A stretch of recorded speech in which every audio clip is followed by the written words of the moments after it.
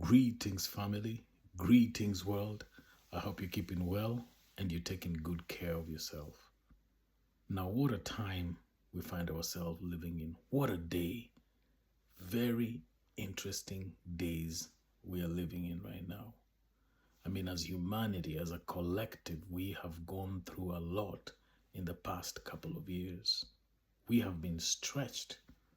We have been forced to ask ourselves those hard questions. And it's during these times that we are able to grow. Humanity is looking for truth more than it has ever done before. Because of going through the tough times, we've become more open and we've become more susceptible to looking at things from a different perspective. We've become more open. And that's why many are saying and are calling this day the day of the Great Awakening. People are saying that it almost feels and seems like the Great Awakening is starting to become mainstream. And that's a beautiful thing. That's a lovely thing. Men and women all over the world right now are saying no to ignorance. They're tossing their sheets away. They're tossing their blankets away. They have realized that the sun is shining. They no longer want to be in the darkness of the night. They want to go out in the sunlight and enjoy life. That's the day that we're living in right now. And you don't want to miss out on this window. Humanity is starting to discover her true identity. Humanity is discovering her divinity. And when humanity and divinity embrace, the product of that is a great destiny. And this is the vibration that you want to tap into. This is the frequency that you want to start imbibing in. It's a beautiful time. It's a time for us to realize that we came through our parents, but we emanated straight from the benevolent spirit, straight from the source. The scriptures say that flesh and blood cannot inherit the kingdom of God.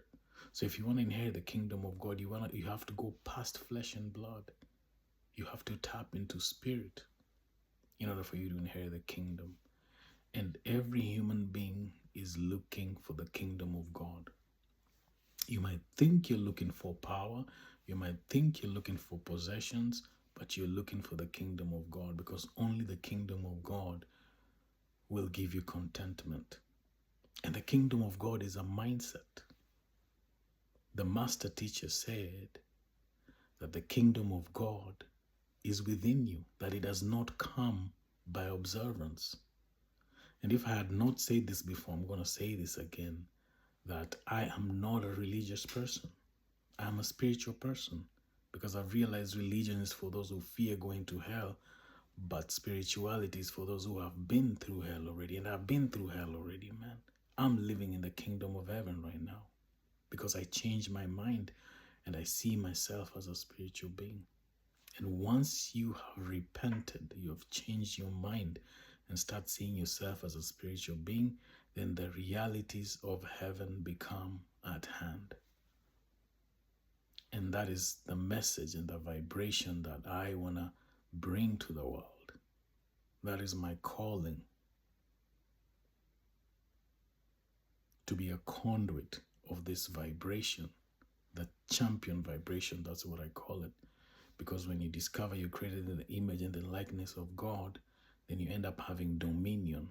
Dominion not over people, but over your circumstances and your environment.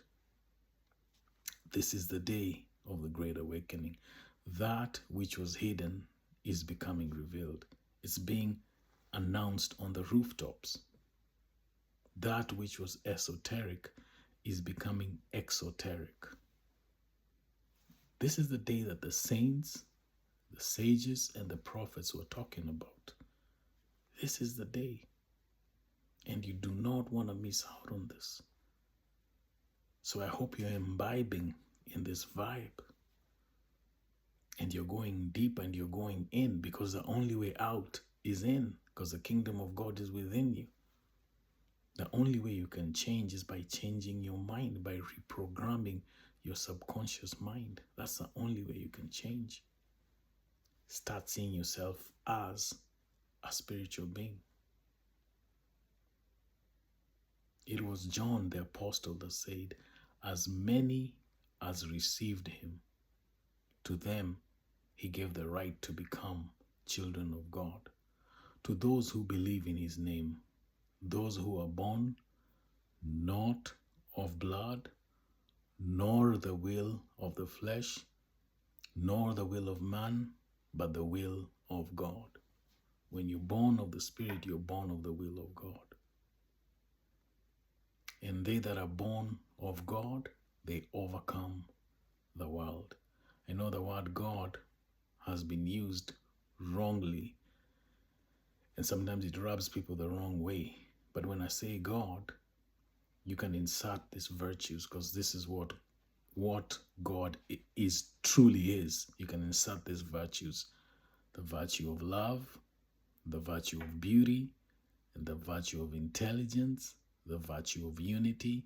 This is who God is. So when I say God, that's what I mean. And so these are the days that humanity is discovering that her true identity emanates from God. This is going to bring so much peace in the world, because most of the wars that we have in the world are because of us seeing ourselves as flesh and blood, which is basically seeing ourselves as our race, our nationality, our religion. But when you go to spirit, all this, we go past all this.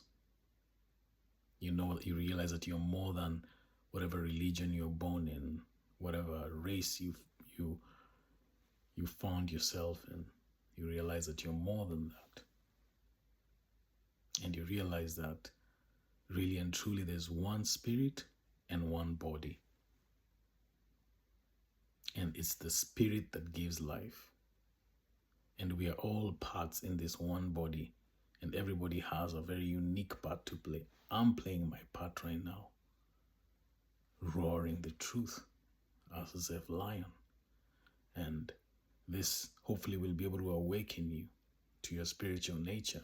And once you discover your nature, your true essence, the next thing is you will discover your calling.